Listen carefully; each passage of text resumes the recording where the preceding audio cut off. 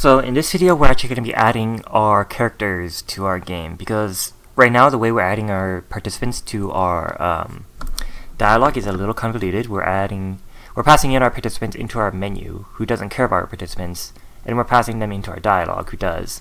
And if we were to save our options right now, it would get even more convoluted. So instead of doing that, I decided let's just add our characters to our game. To be completely honest, I was kind of trying to avoid doing this as long as possible, because when you add art to a tutorial, you sort of give the impression that when you follow this tutorial, that's what your game is going to look like. And obviously, for a visual novel, your art is based on your own art, obviously. And also, I don't really like using other people's artwork. I sort of had this mindset that I should do everything myself, even though I'm not able to do everything myself. But it's just a thing about me, I guess. But anyways, I don't even copy and paste code, I type it out myself. Anyways, let's go to our... You'll notice that in our content, I made two folders for our widgets and our character sprites, and I moved all of our widgets into here. I also deleted our previous participant class, because we don't care about that anymore. And our character sprites, well, I added our character sprites in here. Now, when you import these character sprites by default, excuse me.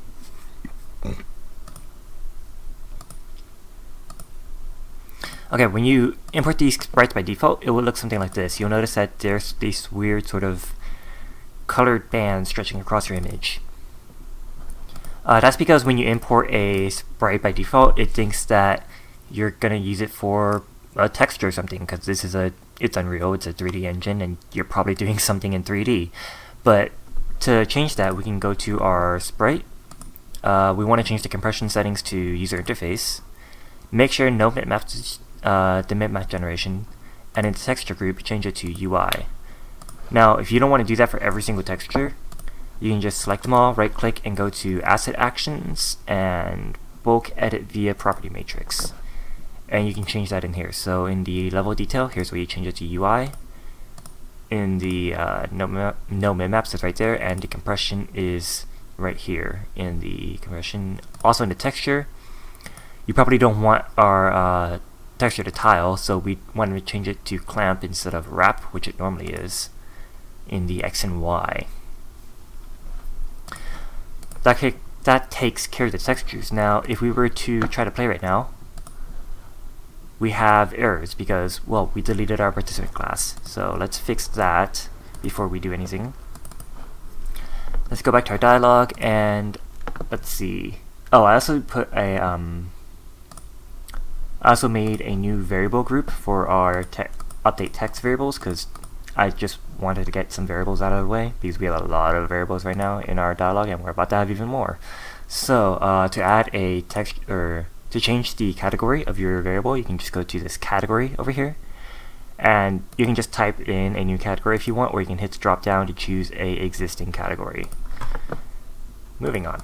So where is our error? If we compile right now and we get some errors, where is this? Cannot find variable name, player name, and w.worklog. What is this? Set player name. Okay, so there was a variable for set player name, because in the participant, in the set player, okay, I see what's going on. The player name was a variable of our participant, which we deleted, so we can get rid of this bad cast and set player name. And let's just ignore the on player name and put committed for now, because we're about to change all of our participants. So compile, save, and wow, that actually saved correctly. That's strange. Okay. Our participant is now you'll notice that the participant is now an array of objects, because that was the base class of our, well, actually actor was the base class, but if when you delete a array of something, or a class, and you have an array of something that, you know, exists, it changes it to a array of objects instead. We're just going to delete this, actually. Delete that, yep, we want to delete it. And now if we compile, we get some more errors, because the participant array over here is not adding anything, so let's just get rid of this. And the start dialog needs participants, and we'll deal with that. Also, one more thing. we don't actually need the DOG dialog we're starting. Like, the only time we care about this is when we start a dialog. So instead of having this as a variable, let's delete this. Yep. The reason we had it as a variable is because we used to do this on construct, and we couldn't change the input pins on construct. But now we just have this as a event, so we can just change the variables for this start dialog by dragging from this dialog into our start dialog right there, like that. Like so. Alright, compile, save. We still have an error for the participants. For now, just to get rid of this error, we are going to make array and pretend it's good. Okay, now if we hit play, and our menu still has errors, so let's go to our menu. Oh boy. Alright, what is this? Compile. There it is. DOG. Okay, so this is just saying we don't have participants anymore, so let's get rid of this. And we can refresh this node to get rid of the other one. We also don't care about our participants, so let's delete this. And our compile now has dialog specifying non-default value no longer exists on create widget. Okay. Let's just refresh this. Here we go. Great. So back into our widgets. Let's right click, create a new user interface. We'll call this w_participant. This is going to be our new participant class. And I feel like I should explain what we're going to be doing before we actually do it, because there are two ways we could do this. We could just copy and paste this, duplicate this, and have a new participant for each character, which would make sense, you know, if you wanted to have your characters doing separate things, if they wanted to have different variables and different animations and stuff like that. But what we're going to do is we're actually going to subclass our, let's delete this. We're going to subclass all of our characters off this w_participant. That way we always know, well, that way we don't have to constantly do multiple cast to tell it to do stuff. The downside of doing it this way is, well, you're really not usually going to do it this way. You usually don't subclass a user interface. I mean, not user interface, a widget blueprint. If we were to go to our content, for example, if you right-click in your visual novel library, normally to create a child of a blueprint, you can just right-click it and go to create child blueprint class. But in the widget, when you right-click it, you can't do that. That's because you're really not expected to do this. Just so you know, just to let you know, we're doing it this way. You also can't very easily change stuff about your animations. So if we were to add an animation to our participant, and let's just compile this, and we were to right click, go to blueprint class, and at the very bottom go to visual widget, user widget, and w_participant. So let's select this. You'll notice that we can't change the animation in here. It still shows up if you go to your graph and click this icon up here to show inherited variables, and you go to animations. That animation is still there, but we can't modify it. Like if we were to go to our participant and duplicate it, we can modify that animation. So just to let you know what's the difference between what we're doing and, well, the two different ways we could do this. I'm going to delete this once again. Yep. And well, we're going to use this later. I might as well rename it w_Yuri. We're going to be using the purple-haired one as Yuri, even though she doesn't really look like Yuri. It's the only female character name I can think of right now. So, back in our participant, we need a image for our character. So let's go to add an image, and it doesn't really matter how far we stretch this, but let's do something like that. In the anchors, let's set it to the bottom, and that will change the name of the image to character image. Sure. Compile, save, and if we were to go to Yuri, there's the image, except it doesn't show up here. We can't modify it in this oh, I forgot what this is called, in the hierarchy, because we did a we made this a subclass of participant instead of just copying participant. So to modify this, we have to do stuff in the pre-construct, which is the function we've always deleted before. The pre-construct gets called every time you change something about your widget while you're in the editor.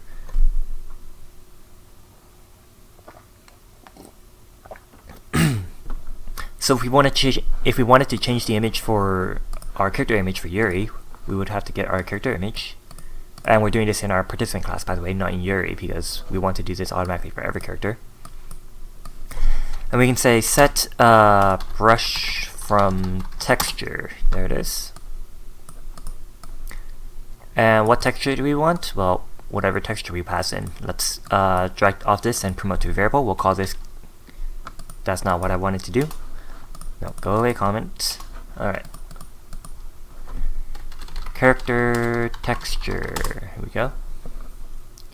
Compile, save this, and if we go back to Yuri now, go to the graph, and in the character texture, we'll change this to our female student to happy. Compile, save, and go back to our designer. There it is. Except it's not the right size and proportions. So let's fix that. We'll go back to our participant, and in the character image, we will do slot as canvas. So this is just gonna say, hey, get the parent of our character image, and we're assuming that it's a canvas, and we can do stuff to it if it's a canvas. And if it is a canvas, what we're gonna do is in our character image, modify our offsets over here. So let's go to our graph, and as a canvas slot, we will offsets, set offsets, there it is, and we can right click and split this. And what numbers do we want to use? Well, it's based off our character texture. So in our character texture, we'll say get size X and size Y. And let's just pass these into the offset right and bottom. Compile, save, and go back to Yuri, and nothing shows up. Actually, something does show up, but we can't see it because it's just really big and down there. Like, that is huge. So let's fix that. Let's go to our participant and make a new variable. We'll call this character scale. And let's do this as a float. Let's get rid of these, and all we're going to do is multiply our size X and Y by the character scale. So get character scale here, and multiply by float.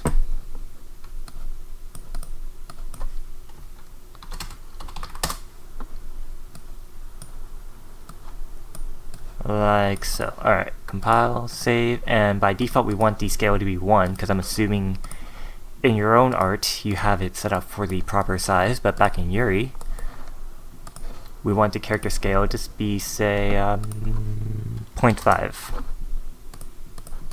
Compile, save, go back to our designer, and she is significantly smaller, half as small actually.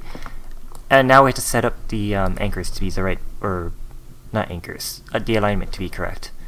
Because right now she's showing up at the bottom down here, we want her to show up in the middle.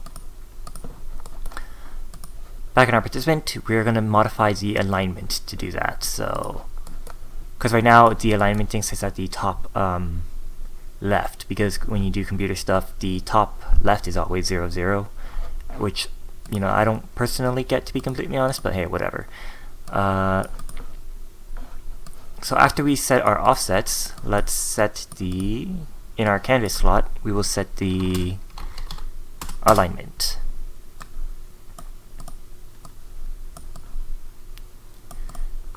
Let's just drag off this and promote it to a variable. We'll call this character alignment. There we go. Compile, save, back in Yuri, change the alignment to say 0.5 because we want it to be centered in the X, and for the Y, let's go something like 0.65. I'll save, back into our designer, and there she is. She shows up in the middle, and with her legs at the bottom of the screen, or yeah, at the bottom of the screen, and the rest of her body is on top. Okay, let's add this to our dialog. We'll go to our designer and get our Yuri. And where do we want our Yuri? Well, we want her to be behind the we want her to be behind everything so far right now. This border is our text. We definitely don't want her showing up in front of our text, so let's just add Yuri to behind this border right here. And now she's showing up at the top left because, well, it thinks that the size of our Yuri is small, and it always shows up at the 0, 0, which is on the top left. To fix this, we can go to our anchors, make it stretch across the entire screen, and just set all of these to 0. Like that. And there she is. Actually, that's a little smaller than I want. So let's go back to Yuri and change the scale to 0.65. Back in our dialog, that's a little too big. 0.6. Sorry about this. I really didn't do any of these numbers beforehand in my previous take because I had to stop before then. That's fine. Okay.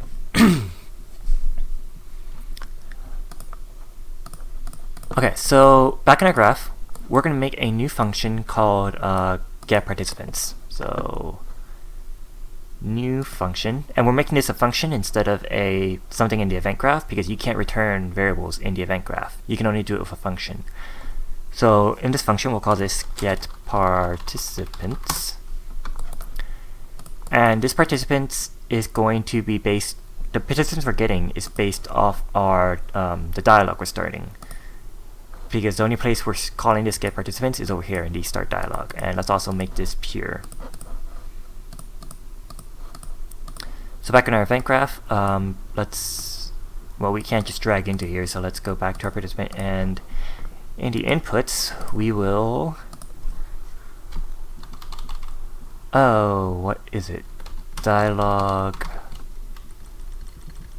I believe it's just dialog and object reference, so we'll call this dialog, there it is, and we're going to return an array of objects. Actually, we're going to return an array of participant widgets, but you know, it doesn't actually matter in this case. We'll just return objects as an array. We'll call this participants. And how we're going to find our participants is we're going to go to our dialog and we're going to say getParticipants, and we're going to say for each of these, well, we're going to find our participant and add it to our array. So let's drag off this participant and promote it to a local variable. We'll call this found participants. And after we do this for each loop, we're going to return our participants.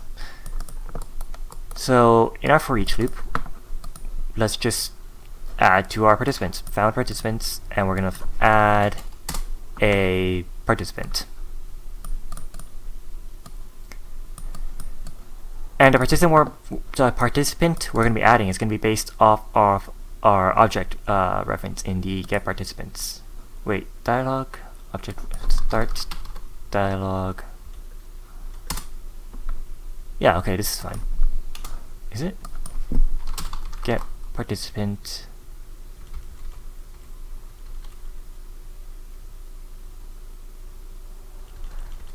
Oh, wait a second. Okay. This getParticipants right here is this very same function that we're calling right now. It's this is calling, okay, we're doing the wrong thing right now. The dialog is get all participant names. That's the one. Okay. Sorry about that. I was wondering what was going on there. This again return a set of participant names because, well, it's not an array because we don't care about the order. A set is sort of like an array except you can only have one of each thing in it, and you don't care about the order. So we can't do a for each loop through this. For each, it doesn't show up. So we have to convert this to array first before we get the array. And off this array, we would do a for each loop. That makes much more sense. Here we go.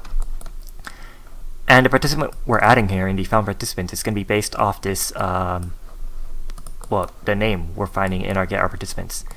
And how do we know which participant it is? Well, let's just create another local variable. We'll call this participant, I don't know, names.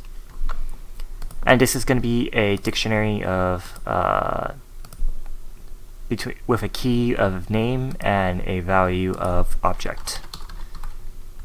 Object reference, there it is. Let's compile and save this. And in case you don't know what a dictionary is, or a set, I believe that's what Unreal calls it, or map, sorry. It's just something where you can look stuff up based off a key. So our keys are name and our values are objects. So if we look up, say, Stacy, it would return the if we were to say find in here and we were to look up, say, Stacy, this right here is whatever value is assigned to our key. So in our participant, in our dictionary, we can't have multiple keys with the same names because that's not how it works. But we can have multiple names pointing to one object. Anyways, in our participant names, we only have one character right now, actually. So let's go with Yuri for the name. And the object that's returning is our show. Okay. Okay, I really shouldn't have made this object. Let's make this the W underscore participant.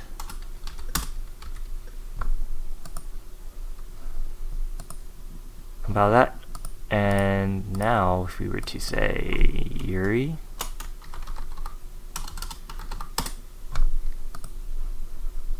Yuri does not show up. That's unfortunate. Okay.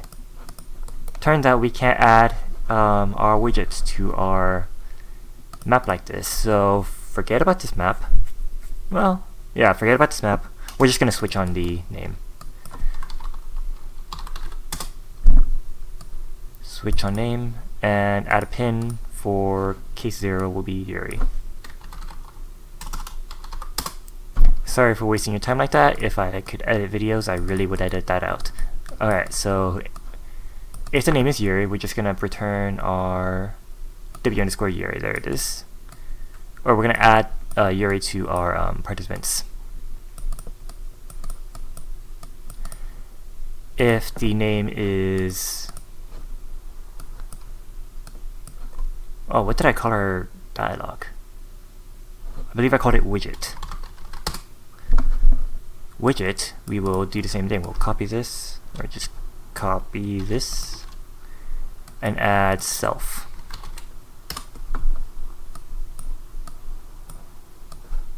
And we would do the same thing for every character we create. Compile save. Now, if you remember, sometimes there's this bug when you start a dialogue. For some reason, our dialogue number exceeds the number of participants. That's because sometimes it thinks that none is a participant, even though it really isn't. So to fix this, we can just get our dialogue. We can get the num, participant num. There it is. And we'll check to see if our local variables found participants length is less than the participant num.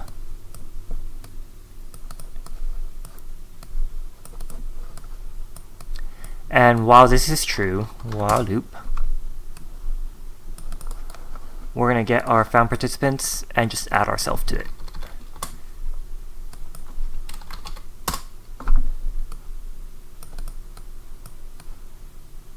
There it is. And then when we complete, we return our found participants. Compile, save, and go back to our event graph. In here in the get participants, we're passing in our dialog, and this is going to be our participants instead of the make array.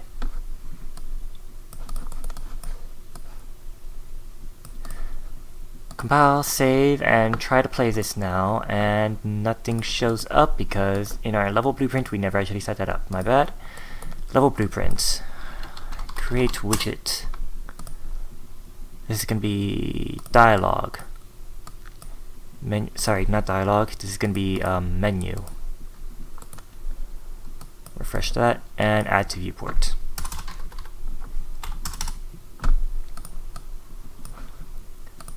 compile, play, and start, and the text doesn't show up because we never actually... Oh, I forgot to mention that I changed my text, our test dialog.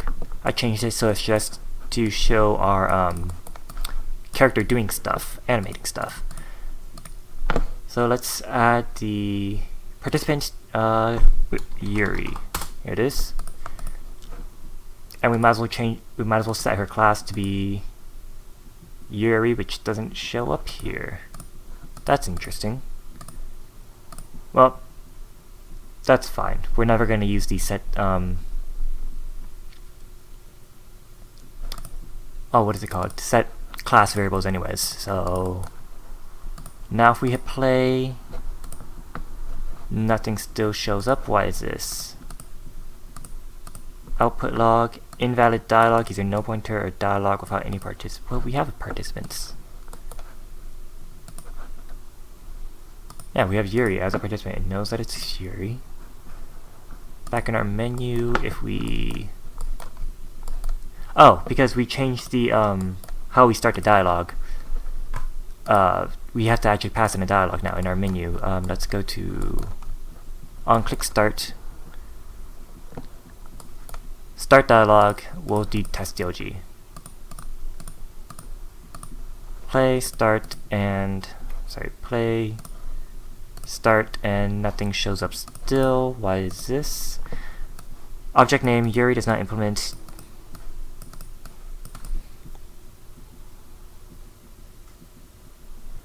Really? Functions override.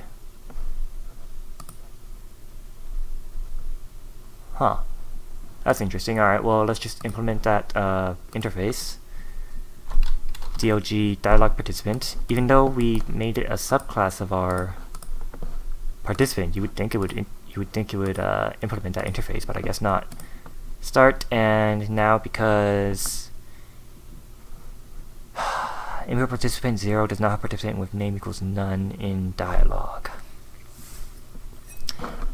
Because we never actually set up Yuri's name. That's right. So Yuri in the interfaces, dialog callback, get participant name.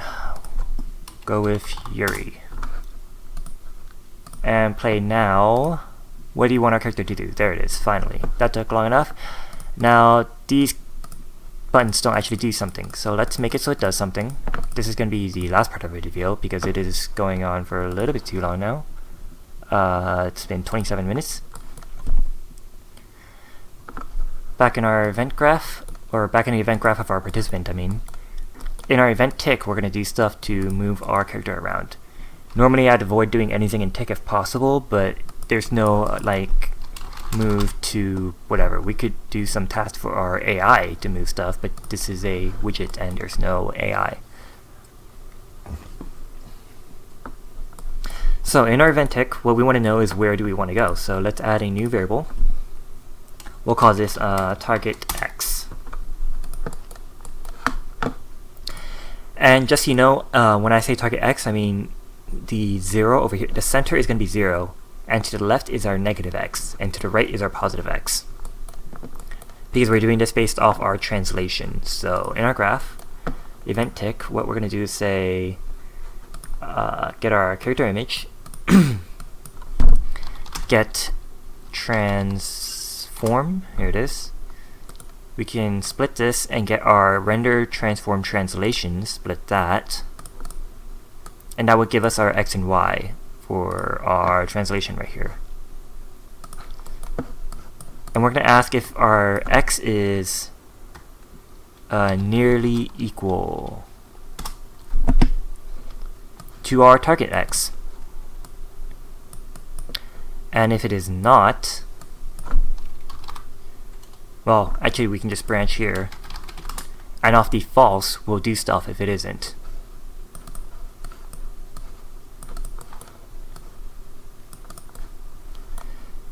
Okay, so off the false we're going to say, hey, okay, well we're not nearly equal, therefore we have to move.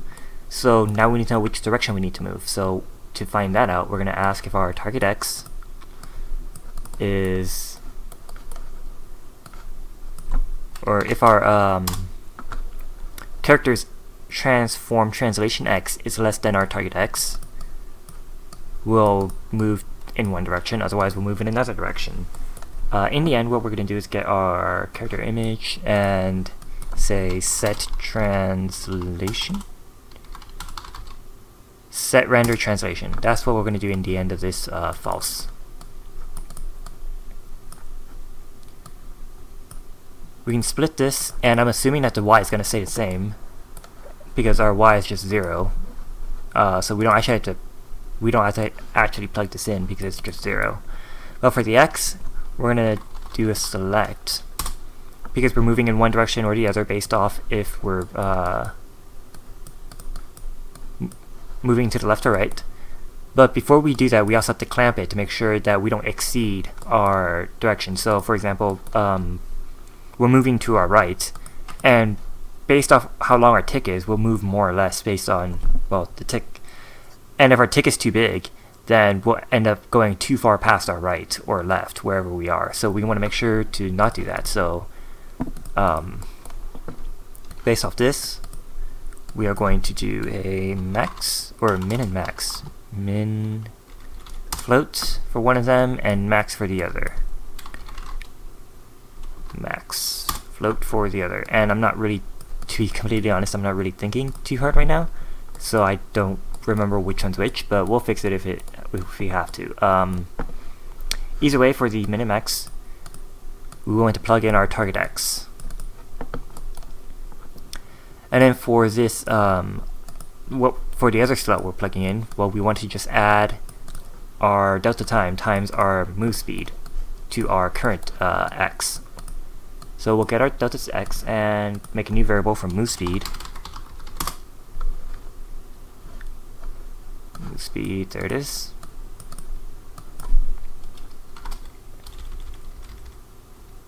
Multiply by float.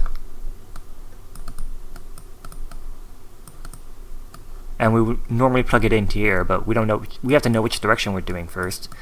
So based on our target x being less, or I mean our translation deck being less than our target x, we'll multiply this by either 1 or -1, so that it goes in one direction or the other. So we'll do select here. Or actually, we can just add a pin into our multiply, and off this we would do a select float based off this. A is 1 and B is -1. And again, if I got the order wrong, we'll just fix it later. And we'll plug this into our min and max. Let's do a default move speed of, say, 500 or 5,000, because our tick is our delta time, I mean, is an incredibly small number. Compile, save, and let's hit play. Start, and nothing happens with Yuri because, well, if we were to go to Yuri right now actually and we hit play, and apparently there is no Yuri that exists because we didn't actually hit start yet. So if we hit start and select Yuri, you'll notice that event tick is actually not being called. I'm not sure why this is, but for some reason whenever these are grayed out, apparently they don't get called or something. I'm not sure, but to fix this we can just do a random function. Let's do print, and now it's no longer grayed out. Compile, save, and play again. Start and select Yuri. Now you'll see our event tick is being called, and it's calling our parent's tick. In case you don't know, our parent tick is just whatever our parent's function's tick is. If this parent tick was not connected, it wouldn't do all this stuff over here, and we want to make sure it does all this stuff. So make sure you don't delete this parent tick, and make sure it is connected. Okay. Let's do something like back in our dialog here. What we're going to do is when we do the move off screen to the left, let's make a enter event. The participant is Yuri. Event type is modify float. The variable name is, actually in this case I suppose we would want to, there it is. Now it shows up for some reason. Okay. So we'll change the participant class to Yuri, and in the modify float, we will modify the class float, the the class float being target X, and the float value, let's go negative 1000 or 1000. Save, and let's hit play and try to move to off screen to left. And that's what happens. That's very strange. What's going on there? We go to our participant, select Yuri. What's going on with our translation X? Or let's see, move speed. I'm sure it's one of these is wrong. I'm gonna assume it's this one. We'll do -1 and 1. File save and play again. Start and move to the left, and that's even more wrong. Maybe this one was messed up.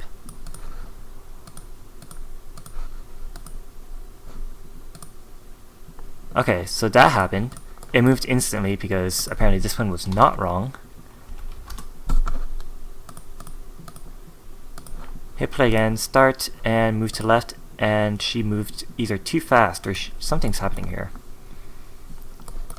Either the move speed is too fast or one of these things is messed up. I'm assuming that the move speed is too fast. Let's just set this back to 1 and see what happens. Move to left, and nope, that wasn't the problem. Move speed. Sorry, 5000.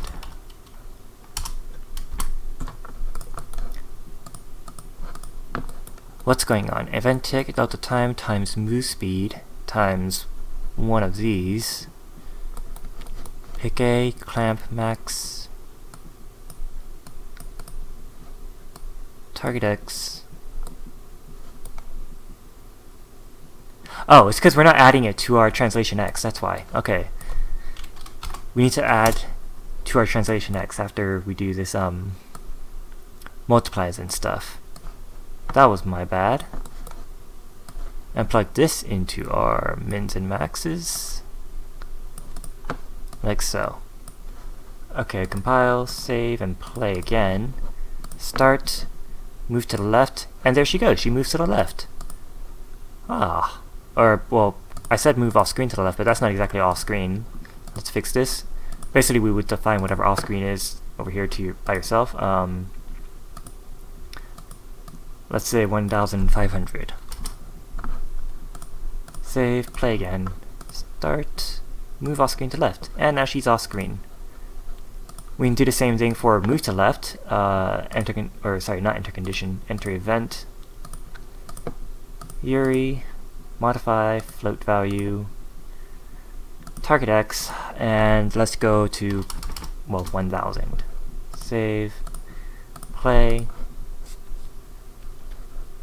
okay, start, here we go. Move off screen to left, and then we can move to left. And that is not left, sorry, -1000.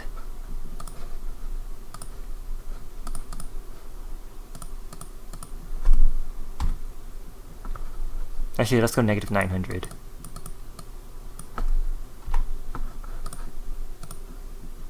Save, play, start.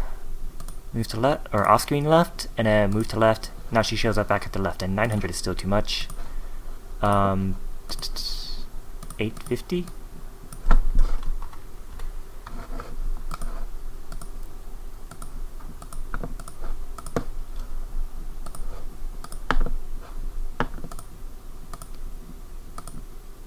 There she goes. Alright, whatever. Point is, you can change that yourself. 700. -700 is gonna be the last one. I swear, I'm not gonna bother adjusting it anymore if it's not correct. There we go, 700 works. Now sometimes we don't want them to just move, we want them to just appear wherever we want them to go. Over here in the we appeared at left, or we appeared at center, whatever. Let's do the appear at center, so enter events. We'll go to Yuri, events, change float variable. This is going to be, sorry, not move speed, target X to 0. Except we didn't actually do any logic to make it appear there instead of just instantly moving. So if we were to off screen left and we were to appear at center, she would just move to the center instead. So let's take care of that. Let's go to our participant. And instead of setting a variable in the, well, we still want to set the variable in the appear at whatever's, but we also want to call a function to say just jump there. So back in our participant, we'll make a new event. Or actually, let's go to oh wait, we never did set the, it's weird. Alright, yeah, we never added the interface, apparently. DLG dialog participant. That is so strange. I could have sworn I did it. So back in Yuri, hopefully she doesn't have multiple dialog callbacks for this. If you go back to our interfaces, yeah, okay. So Yuri no longer says she has any interfaces because we inherited the DLG dialog participant over there. Because apparently we never set the interface in our participant. Does this still work? Yeah, alright. That's so weird, I could have sworn I did it. Anyways, back into our interface in our participant. Let's do a on dialog event. And if the event name is, we'll switch on the event name.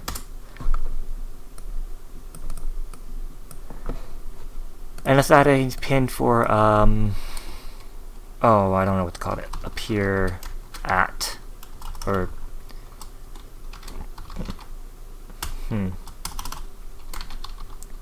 whatever, I'm just going to call it appear. If the name is appear, well, by default we're going to do nothing. But if the name is appear, we are going to just set our character's image. Get character image. Set translation.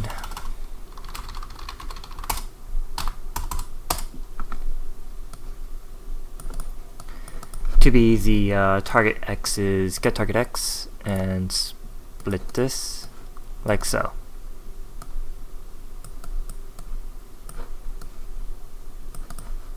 Compile, save, and back in our test DLG, in the appear at center, we're also going to make another enter event for Yuri.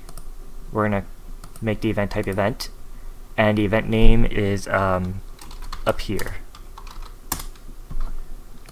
Save and press play again, start, and move off screen left, and appear at center. And that did not work. What's going on there? Let's go to, sorry, not Yuri, let's go to participant.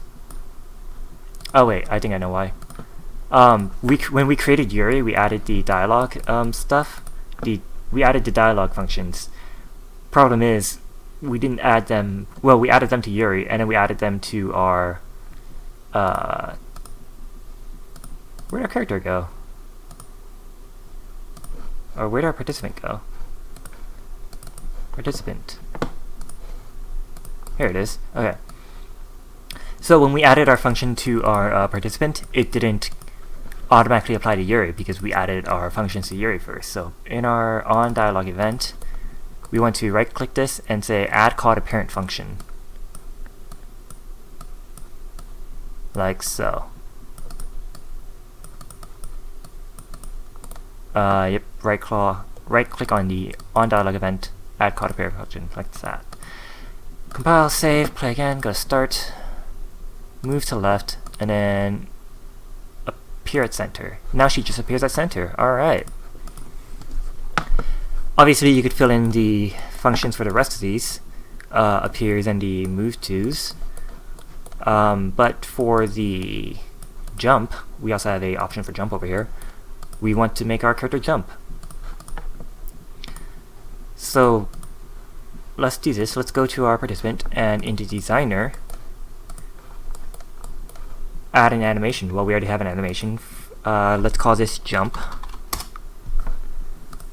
Compile, save, and for the jump, well, normally, well, back in our dialogue, when we did our animation for our notify, what we did was we animated the timeline. We animated the translation X and Y, but we can't do that for our participants because that's how we're moving our character around.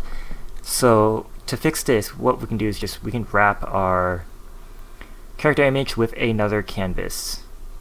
Because if we try to move our canvas over here, no, oh actually, wait, it does show up?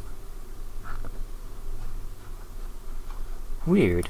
Okay, I thought we couldn't do that, but apparently we can. Never mind.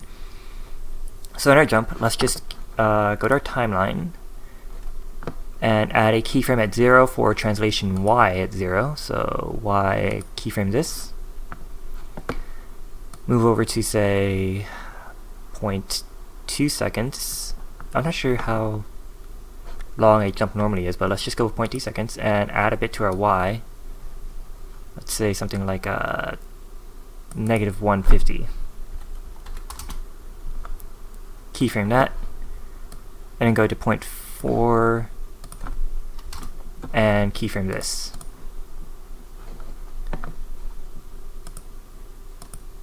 That's a little slow. Let's move this over to say 0.15, and the end will be at 0.3.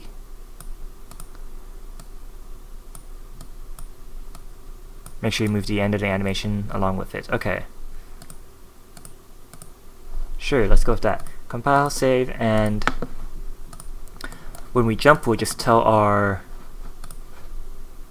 enter event, tell Yuri to jump. Save and go back to our participant. In the graph, in the onDialog event, switch on name, we'll add another pin for jump. Okay, and if it is jump, we will play our jump animation. So in the animations, jump, get jump, play animation.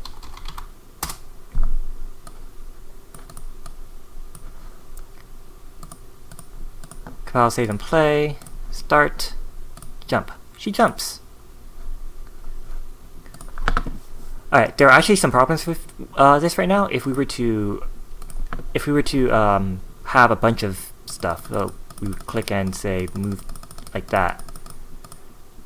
If we pretend for now that she was moving slower and she didn't finish moving by the time we clicked and decided to do something else, she would still be moving instead of just jumping to that position automatically.